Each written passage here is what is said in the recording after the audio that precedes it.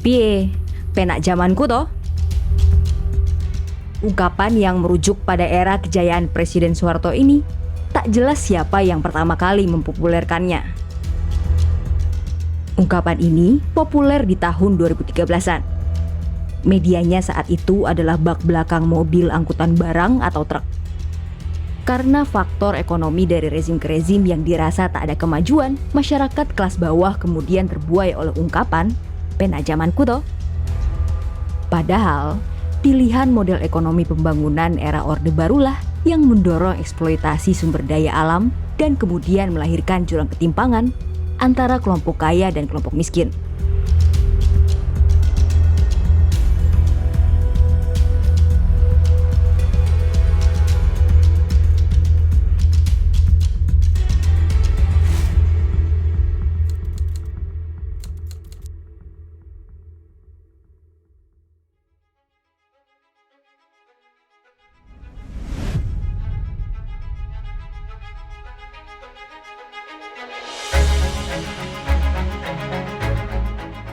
Soekarno digantikan Soeharto pada 12 Maret 1967.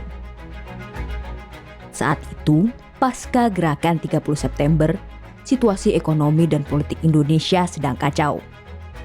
Harga-harga naik, inflasi mencapai 600%, produksi pangan dan industri menurun, cadangan devisa negara bahkan hampir habis. Perang ideologi menghasilkan instabilitas politik, tentara bahkan ikut-ikutan berpolitik. Dalam situasi ini, Soeharto menentukan langkahnya. Bersama para ekonom pilihan, Soeharto merancang arah baru untuk memulihkan kondisi ekonomi Indonesia. Ekonom pilihan tersebut adalah Widjoyo Nitisastro, Sumitro Joyohadikusumo, Ali Wardana, Muhammad Sadli, dan Emil Salim. Mereka mendapat julukan mafia berkele.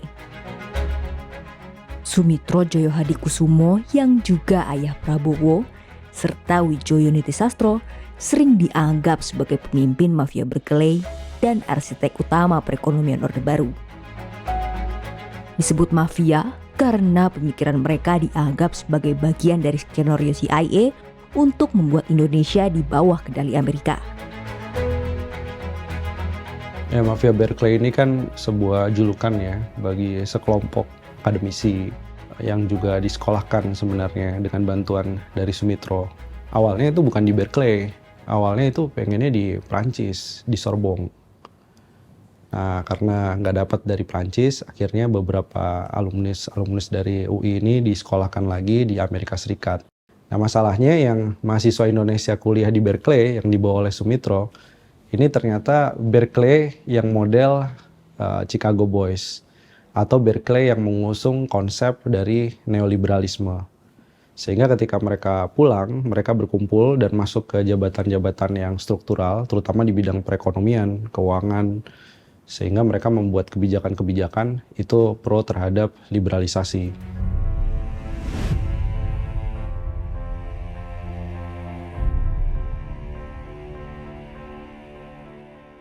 Inilah konsep liberal yang dijalankan Soeharto, yaitu ekonomi yang berasal dari pinjaman alias hutang luar negeri. Kucuran utang dari luar negeri diberikan oleh Bank Dunia melalui IGGI, Intergovernmental Group on Indonesia. IGGI adalah kelompok negara-negara seperti Belanda, Amerika, Jepang, serta negara Eropa yang siap memberikan utang ke Indonesia. Pemimpinnya adalah Belanda. Pada Februari 1967, Indonesia mendapat kucuran dana sebesar 325 juta dolar Amerika Serikat.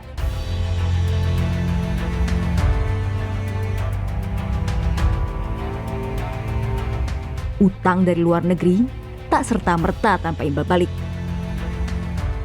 Jadi nggak ada pinjaman yang sifatnya gratis. Dan ini yang disebut sebagai reformasi struktural. Jadi reformasi struktural, dikasih pinjaman sama negara maju, tapi banyak aturan yang harus dibebaskan, diliberalkan.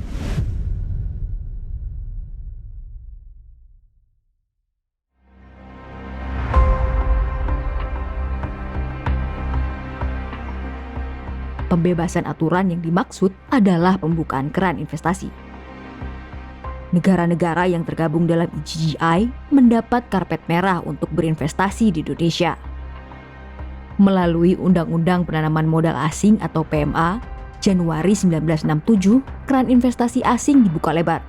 PT Freeport McMoran, perusahaan asal Amerika Serikat ini misalnya, mulai melakukan eksploitasi di Papua 2 bulan setelah disahkannya Undang-Undang PMA. Sejak Undang-Undang Penanaman Modal Asing, Freeport datang, sehingga kita memberikan konsesi terkait dengan sumber daya alam, tembaga, emas, termasuk di dalamnya ada kandungan uranium. Itu mereka bebas untuk melakukan eksploitasi, mengeruk, bahkan royaltinya sangat kecil diberikan ke pemerintah. Inilah sederet perusahaan asing lainnya yang berinvestasi di Indonesia setelah dibukanya keran investasi.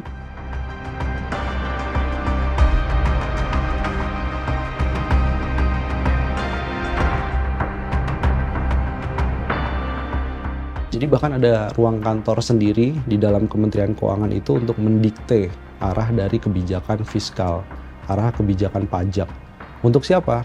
Untuk kepentingan dari negara-negara maju, kepentingan dari investasi-investasi. Banyak kalangan menilai inilah bentuk penaklukan baru, tidak dengan kekuatan senjata, namun dengan kekuatan ekonomi. Inilah era neokolonialisme. Soekarno itu saat itu menanamkan konsep ekonomi berdikari ya.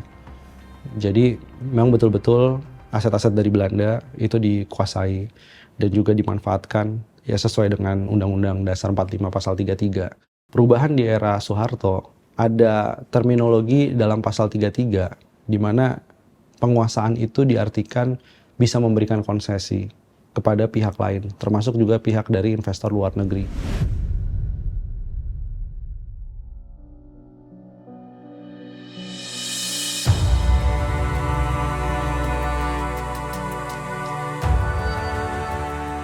Masuk ke tahun 1980-an, harga minyak dunia tiba-tiba anjlok.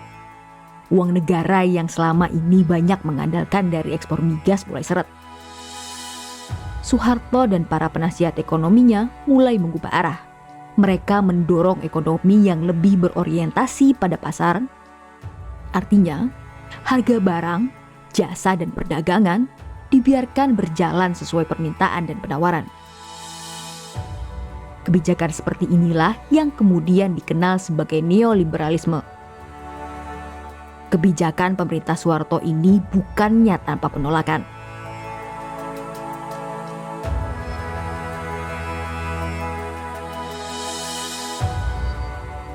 (15 Januari 1974), ribuan mahasiswa turun ke jalan. Mereka menolak dominasi modal asing yang masuk ke Indonesia. Juga meminta dihentikannya korupsi dan masalah kesenjangan sosial ekonomi. Pemerintah menanggapinya dengan represif. Demonstrasi berujung ricuh, banyak aktivis ditangkap, pers dibungkam, dan gerakan mahasiswa dilarang. Peristiwa ini dikenal sebagai malapetaka 15 Januari atau Malari. Undang-Undang Penanaman Modal Asing adalah cikal bakal meletusnya peristiwa Malari tahun 74. Jadi dari tahun 67 sampai 74 di sektor otomotif itu Toyota masuk, kemudian banyak sekali melakukan industrialisasi di sektor otomotif, kendaraan bermotor. Sampai ada waktu itu kan Kijang ya, kerjasama Indonesia dengan Jepang, itu mobil salah satu yang pertama kali hasil kerjasama.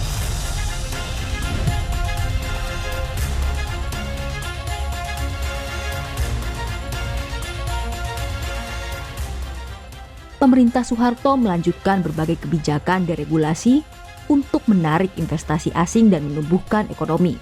Mulai dari deregulasi perbankan, industri, hingga pembangunan infrastruktur.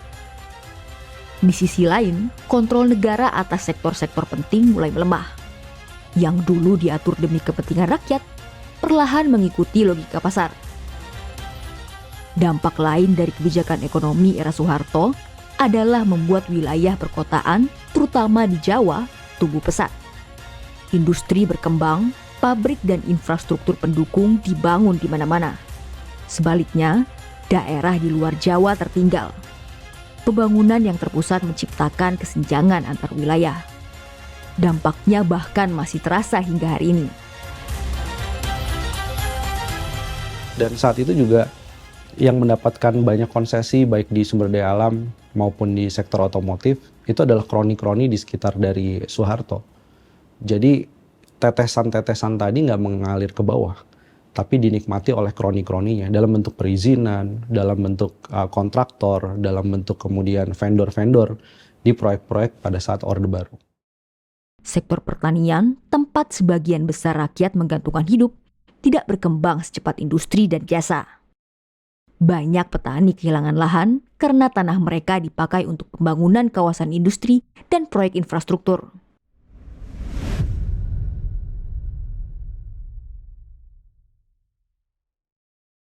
Saya, Presiden Republik Indonesia, meluncurkan Badan Pengelola Investasi Daya Anagata Nusantara dan Antara Indonesia.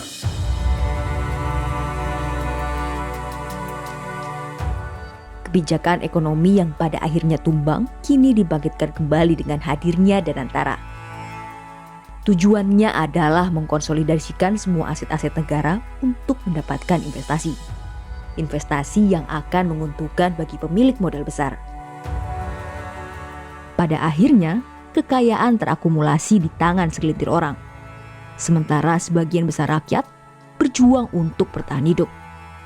Danantara ini kan mimpinya Sumitro salah satunya dulu, yang terwujud di era Prabowo. Jadi artinya template ekonominya hari ini dengan pada era Orde Baru itu hampir sama. Hilirisasi ekstraktif. Pinjaman, utang tidak menjadi persoalan.